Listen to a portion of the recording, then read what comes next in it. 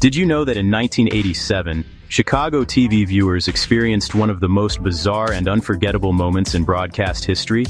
Imagine sitting in your living room, the glow of the television lighting up the faces of your family, when suddenly, the program you're watching is hijacked by a masked figure. To this day, the identity of the person, or people, behind this audacious act remains a complete mystery, baffling investigators and captivating conspiracy theorists for decades.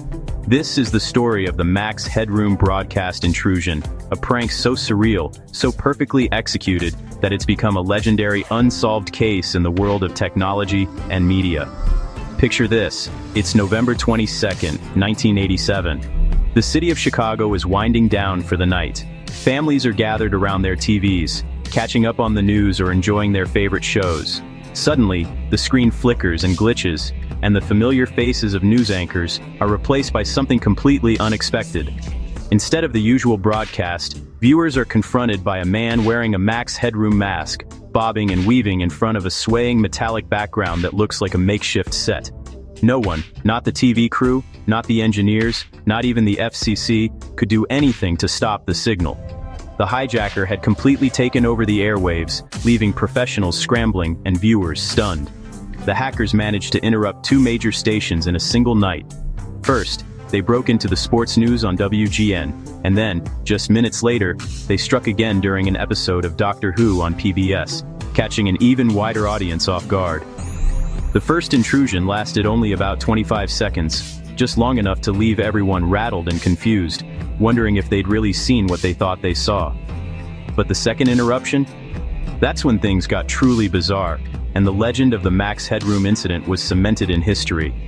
The masked figure's voice was distorted and garbled, making it almost impossible to understand.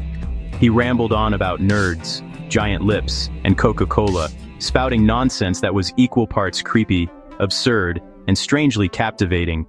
The effect was unsettling. Viewers didn't know whether to laugh, be afraid, or just stare in disbelief. It was a moment that felt like it belonged in a science fiction movie, not on live television. Then, just as suddenly as it began, the broadcast cut out, leaving everyone in stunned silence and sparking a wave of phone calls to local stations and authorities. Here's the kicker. Despite a full-scale investigation, nobody has ever been caught. The case remains unsolved, with no arrests, no confessions, and no solid leads. Even with all the technological resources and expertise in Chicago, investigators couldn't trace the rogue signal. The hijackers seemed to vanish into thin air, leaving behind only questions and speculation.